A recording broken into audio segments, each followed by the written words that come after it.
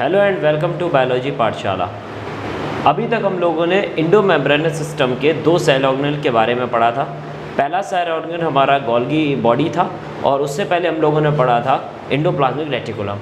अब हम लोग थर्ड के बारे में बात करेंगे। जो इंडो मेम्ब्रेनस सिस्टम का थर्ड पार्ट बनाता है वो हमारा कौन सा है? लाइसोसोम्स। लाइसोसोम्स को अगर वर्ड को ब्रेक करें तो लाइजो मतलब अलग होता है और सोम मतलब अलग होता है। लाइजो मतलब होता है डाइजेस्टिव और सो मतलब होता है बॉडी। बॉडी का मतलब यहाँ पर क्या है कि एक ऐसा कोई स्ट्रक्चर जिसके अंदर किसी भी चीज़ को डाइजेस्ट करना है। ठीक, तो एक बॉडी के अंदर अगर हमें कुछ भी चीज़ डाइजेस्ट करनी है तो उसके लिए हम लोग जिस वर्ड का यूज़ करते हैं वो हमारा क्या है? लाइजोसोम्स है। उसके बाद अगर हम लाइसोसोम की डिस्कवरी के बारे में बात करेंगे तो लाइसोसोम की डिस्कवरी के बारे में सबसे पहले इसको डिस्कवर किसने किया था? एक बायोकेमिस्ट थे जो कहाँ के रहने वाले थे? बेल्जियम के रहने वाले थे। उन्होंने इसको डिस्कवर किया था जिनका नाम था क्रिश्चियन डी डूवे। तो क्रिश्चियन डी डूवे ने लाइसोसोम की डिस्कवरी करी थी। कब करी थी? 1955 में करी थी। और कहाँ करी थी? Liver cells. तो किसकी लिवर सेल्स में करी थी? रैट की लिवर सेल्स में करी थी। 1955 में डूवे ने करी थी। किसकी खोज? लाइसोसोम्स की करी थी। अगर हम लोग लाइसोसोम्स के बारे में देखते हैं तो लाइसोसोम एक ऐसा स्ट्रक्चर है इलेक्ट्रॉन माइक्रोस्कोपिक। मतलब कि अगर जैसे हम देखें तो हम लोगों के लेबोरेटरीज़ वगैरह में जो माइक्रोस्कोप होते हैं वो मोस्टली कंपाउंड माइक्रोस्कोप्स होते हैं। उनसे लाइसोसोम्स को नहीं देखा जा सकता या कि उसके अल्ट्रा स्ट्रक्चर को लाइसोसोम्स के नहीं देखा जा सकता। इन कंपाउंड माइक्रोस्कोप्स थे, उनको देखने के लिए हम लोगों को एक स्पेशल माइक्रोस्कोप की ज़रूरत पड़ती है और उस माइक्रोस्कोप को हम लोग बोलते हैं इलेक्ट्रॉन माइक्रोस्कोप। इलेक्ट्रॉन माइक्रोस्कोप एक कैसा स्ट्रक्चर है? वेसिकुलर स्ट्रक्चर है। मीन्स ये एक चीज़ से घिरा हुआ है, मतलब कि एक लेयरिंग से द्वारा घिरा हुआ है जिसके अंदर कैसी एक्टिविटीज़ होती हैं? डाइजेस्टिव एक्टिविटीज़ होती हैं। ठीक, अगर हम बोलते हैं ये एक मेम्ब्रेनस स्ट्रक्चर है जो एक सेल की तरह है और सेल के अंदर ये क्या कर रहा है? डाइजेशन कर रहा है। तो डाइजेशन की एक्टिविटी कर रहा है ये, और इसी स्ट्रक्चर को हमने क्या नाम दे दिया? लाइसोसोम्स नाम दे दिया। अब बात करते हैं ये प्रेजेंट कहाँ पर होता है और एब्सेंट कहाँ पर होता है। अगर हम बात करें तो सबसे पहले एब्सेंट की बात करते हैं। मैच्योर आरबीसी में ज़्यादातर सेल ऑर्गेनल्स जो होते हैं वो एब्सेंट होते हैं। चाहे हमने mitochondria, Golgi bodies, endoplasmic reticulum, सारे ही मैच्योर आरबीसी में कैसे थे? एब्सेंट थे। सेम उसी की तरह लाइसोसोम से मैच्योर आरबीसी के अंदर कैसा होता है? एब्सेंट होता है। प्रोकैरियोट्स मतलब कि बैक्टीरिया वगैरह के अंदर भी लाइसोसोम्स कैसे होते हैं? एब्सेंट होते हैं। अब बात करते हैं प्रेजेंट कहाँ कहाँ होते हैं। एनिमल सेल्स की यूकैरियोटिक सेल में मोस्टली ये किस में होते हैं? एनिमल्स में होते हैं। प्लांट्स के अंदर ये जो इनके अंदर कोई भी लाइसोसोम जैसा कोई भी स्ट्रक्चर प्लांट सेल्स के अंदर नहीं पाया जाता है, लेकिन कुछ ऐसे प्लांट्स हैं जिनमें ये लाइसोसोम वाला स्ट्रक्चर पाया जाता है। अब बात करते हैं इनके अलावा कौन कौन से। तो जो प्रोटोजोन्स का हम लोग एग्जाम्पल अच्छे से जानते हैं, जिसका एग्जाम्पल क्या है? अमीबा है। उसके बाद में क्या हो गया? फंगस। तो फंगस एनिमल सेल्स में और कुछ प्लांट सेल्स में लाइसोसोम्स पाया जाता है। अब लाइसोसोम्स की अगर स्ट्रक्चर की बात, जैसे हमने पहले बात करी थी, ये कैसा होता है? एक सिंगल बाउंड स्मॉल वैक्यूल होता है। वैक्यूल मतलब क्या? खाली जगह। मान लो हमने एक खाली जगह बना दी, उसको क्या किया? उसके अंदर कई सारी चीज़ें हमने रख दी और उसको एक मेम्ब्रेन के द्वारा क्या कर दिया? कवर कर दिया, और इस स्ट्रक्चर को हम लोग ने क्या नाम दे दिया? लाइसोसोम नाम दे दिया। जब हम लोग इसके अंदर देखते हैं तो हमको दो चीज़ें जो दिखती हैं। तो जो आउटर है वो क्या है? एक लिमिटिंग मेम्ब्रेन है, और अंदर जो चीज़ प्रेजेंट होती हैं तो एक एंजाइम्स प्रेजेंट होते हैं जो डाइजेशन का काम करते हैं।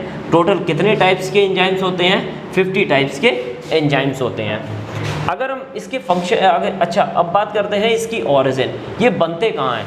तो हम लोगों ने देखा था, अगर हम लोग याद करें एक पिछली वीडियो की गोल्गी बॉडी, तो मैंने उसमें बताया था कि गोल्गी बॉडी जो होती है प्राइमरी लाइसोसोम्स को बनाने का फंक्शन करती है, और इसी प्राइमरी लाइसोसोम्स को हमने प्राइमरी ना बोलकर एकदम क्या बोल दिया? लाइसोसोम्स बोल दिया।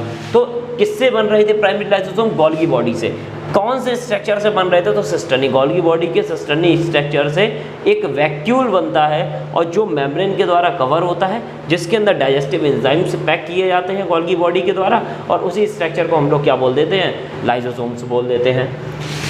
अगर हम बात करें इसके केमिकल कंपोजिशन की, हम लोग फंक्शंस के बारे में थोड़ा सा बाद में डिस्कस करेंगे जब हम इसके टाइप्स के बारे में बात कर लेंगे। अगर फंक्शंस में देखते हैं तो इंट्रासेलुलर और केमिकल कंपोजिशंस में देखते हैं तो इसके अंदर कितने टाइप्स के एंजाइम्स होते हैं? 50 टाइप के एंजाइम्स होते हैं। सबसे पहला क्या हो गया? प्रोटीएज। अगर मान लो हमें सेल के अंदर किसी प्रोटीन को ब्रेक डाउन करना है तो ब्रेक डाउन करने का काम है, मतलब प्रोटीन को ब्रेक डाउन करने का काम कौन सा एंजाइम करेगा? प्रोटीएज। कोई भी वायरस वगैरह हमारी बॉडी के अंदर, बैक्टीरिया वगैरह हमारी सेल के अंदर पहुंच गया, उसकी हमने सेल मेम्ब्रेन को ब्रेक करा, बैक्टीरिया वायरस के हमारे मतलब एक बैक्टीरिया पहुंच गया, उसके सेल मेम्ब्रेन को हमने ब्रेक किया। सेल मेम्ब्रेन के जैसे ही अंदर की साइड गए, उसके जितने भी सेल होंगे जो जिससे बने होंगे, उसी एंजाइम्स के द्वारा लाइसोसोम क्या करेगा? उनको डाइजेस्ट करने का या उनको ख़त्म करने का काम करेगा। जैसे मान लो किसी बैक्टीरिया के अंदर कोई भी न्यूक्लिक एसिड है, चाहे मान लो हमारा डीएनए है या फिर क्या है उसमें आरएनए है।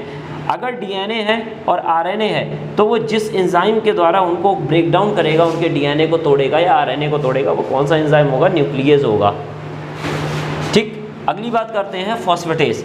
अगर मान लो कोई भी एटीपी मॉलिक्यूल को तोड़ना है या ऐसी चीज़ को तोड़ना है जो किससे बनी हो? फॉस्फेट से बनी हो, उसको तोड़ने के लिए जो एंजाइम होता है वो हमारा कौन सा होता है? फॉस्फेटेज होता है। अगर सेल के अंदर किसी भी लिपिड मटेरियल को तोड़ना है तो हम लोगों को जो एंजाइम चाहिए होगा वो हमारा कौन सा होगा? एस्टीरियस। 50 टाइप्स के एंजाइम्स, 50 टाइप्स के एंजाइम का सबका फंक्शन अलग अलग होता है और सभी जो होते हैं अपने एक पर्टिकुलर चीज़ के लिए ही वर्क करते हैं। अब बात करते हैं लाइसोसोम्स के टाइप्स की। तो लाइसोसोम्स जो होते हैं वो कितने टाइप के होते हैं? तो हमारे 4 टाइप के होते हैं। पहले तो नाम याद रखना बहुत ज़रूरी है। Primary lysosomes, secondary lysosomes, residual और ऑटोफेजिक। प्राइमरी से सेकेंडरी बनेगा, सेकेंडरी से हमारा रेसिडुअल बनेगा और प्राइमरी से ही एक और निकलेगा जिसको हम लोग बोलते हैं ऑटोफेजिक। ठीक, अब बात करते हैं प्राइमरी लाइसोसोम्स। हमने आपको यहाँ पर बताया था कि गोल्गी बॉडी का जो मेन फंक्शन होता है प्राइमरी लाइसोसोम्स को बनाने का होता है। तो अगर हम लोग पहले पॉइंट की बात करें तो प्राइमरी लाइसोसोम्स किसके द्वारा बनते हैं? गोल्गी बॉडी के द्वारा बनते हैं। अगर गोल्गी बॉडी का अगर हमको याद है तो हमको इतना भी याद होगा कि गोल्गी बॉडी में 2 फेज़ होते हैं। एक हमारा सिस फेज़ होता है, दूसरा हमारा कौन सा होता है? Trans phase. तो हमेशा जब भी प्राइमरी लाइसोसोम्स बनेगा वो हमेशा गोल्गी बॉडी के कौन से फेज़ से बनेगा? ट्रांस फेज़ से बनेगा। ये एमसीक्यूज़ का एक इम्पॉर्टेंट पॉइंट है। जैसा मैंने आपको बताया था कि एमसीक्यूज़ के सारे क्वेश्चंस जो होते हैं वो हमारे हर एक जो कुछ भी मुझे इम्पॉर्टेंट लगेगा वो मैं आपको बताता रहूँगा। उसके बाद प्राइमरी लाइसोसोम्स। प्राइमरी लाइसोसोम्स इसी तरीके का स्ट्रक्चर होगा। उसके अंदर 50 टाइप के एंजाइम होंगे, लेकिन वो इनएक्टिव फॉर्म में होंगे। मतलब वो एक्टिव फॉर्म में नहीं होंगे, मतलब कि ऐसा नहीं है कि हमने उसको अगर इस टाइम कोई भी हमारे अंदर बैक्टीरिया वगैरह जाएगा तो ये एक्टिवेट होंगे, नहीं, ये हमेशा इनएक्टिव कंडीशन में होंगे। एक्टिव कंडीशन में कौन होगा? Secondary lysosomes. सेकेंडरी लाइसोसोम्स जब प्राइमरी कैसे बनते हैं पहले तो ये जानेंगे। प्राइमरी लाइसोसोम बड़े होंगे, कैसे बड़े होंगे? जब उनके अंदर डाइजेस्टिव एंजाइम्स एक्टिव कंडीशन में आ जाएंगे। अब एक्टिव कंडीशन में कैसे आते हैं? जब उनके साथ में एक स्ट्रक्चर मिल जाएगा जिसको हम लोग बोलते हैं फैगोसोम्स। अब एक क्वेश्चन अराइज होता है, ये फैगोसोम्स क्या है? अगर हम बात करें फैगोसोम्स, वो फैगोसोम एक वैक्यूल होता है। मान लो कि ये वैक्यूल है जिसके अंदर पुराने टूटे फूटे सेल ऑर्गेनेल्स पड़े हुए हैं। मतलब कि मान लो सेल है, सेल के अंदर कोई सेल ऑर्गेनेल है जिसका कोई पार्ट खराब हो गया, तो अब जब खराब हो चुका है तो उसको डिस्ट्रॉय करना है। अब डिस्ट्रॉय कौन करेगा? लाइसोसोम्स करेगा। तो लाइसोसोम्स कैसे करेगा? तो एक वैक्यूल के अंदर इन सारे सेल ऑर्गेनेल को बंद किया जाता है, उसको बोलते हैं फैगोसोम। और वो किसके साथ मिक्स हो जाते हैं? डाइजेस्टिव एंजाइम्स के साथ में मिक्स हो जाते हैं और इस पूरे स्ट्रक्चर को हम लोग क्या बोल देते हैं? सेकेंडरी लाइसोसोम्स बोलते हैं। अगला क्या आता है हमारा? रेसिडुअल लाइसोसोम्स आता है। अब अगर मान लो डाइजेस्टिव एंजाइम ने इन सेल ऑर्गेनेल्स को क्या किया? ब्रेक डाउन करना चालू किया।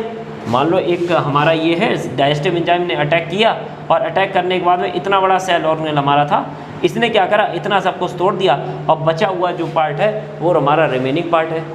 क्योंकि ये रिमेनिंग पार्ट है इसीलिए ये कैसा है? अनडाइजेस्टेड मटेरियल्स है, जिसको क्या करना है? लाइसोसोम्स की हेल्प से हम लोग क्या करते हैं? सेल के बाहर फेंक देते हैं। अब फेंकने के लिए एक अलग टाइप का लाइसोसोम काम करता है जिसको हम लोग क्या बोलते हैं? रेसिडुअल।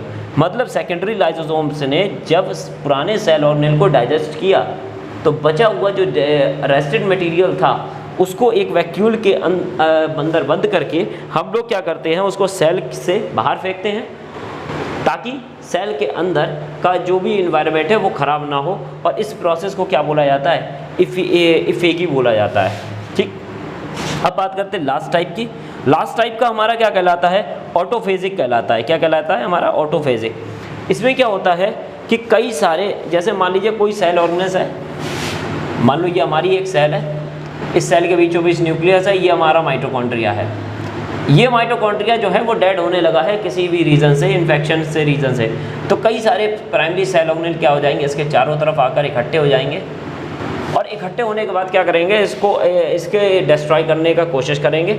और जब ये इकट्ठे होंगे तो ये मेम्ब्रेन के द्वारा गिर जाएंगे और इसी को हम लोग क्या बोल देते हैं, ऑटोफेजिक लाइसोसोम्स बोल देते हैं। तो लाइसोसोम्स के हमने 4 टाइप के बारे में पढ़े और 4 टाइप के जब हमने बारे में पढ़ा है तो सबसे पहला हमारा कौन सा था कि primary lysosome, secondary lysosome, residual और ऑटोफेजिक। अब हम लोग बात करते हैं फंक्शंस के बारे में लाइसोसोम्स की।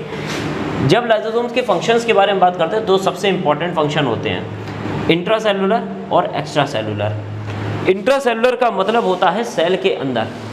अगर ये हमारी सेल है और इस सेल के अंदर हमको अगर सेल ऑर्गेनेल को ख़त्म करना है तो डाइजेशन ही तो करना होगा, और डाइजेशन करना होगा क्योंकि सेल के अंदर हो रहा है और कौन करेगा, लाइसोसोम करेगा, इसीलिए ये कैसा हो गया, इंट्रासेलुलर। अगर सेल के बाहर कोई भी चीज़ हमारे, मान लो ये अमीबा है और अमीबा के बाहर कोई चीज़ आई और आने के बाद में इसने क्या किया, बॉडी के बाहर कुछ सीडोपोडिया निकाल के इसको किस तरीके से अपने बॉडी के अंदर ले लिया, तो इस तरीके का जो डाइजेशन है वो हमारा कैसा कहलाएगा, एक्स्ट्रा सेलुलर डाइजेशन कहलाएगा।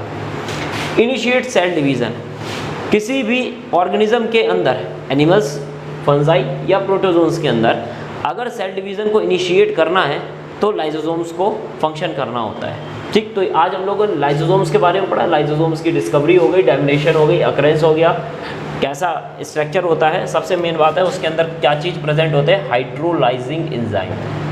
ठीक, कितने टाइप के होते हैं, तो 50 टाइप के होते हैं, सबका फंक्शन कैसा होता है, अलग अलग होता है, 4 पार्ट के होते हैं। ठीक, तो आज हम लोगों ने लाइसोसोम्स के बारे में पढ़ा। Thank you.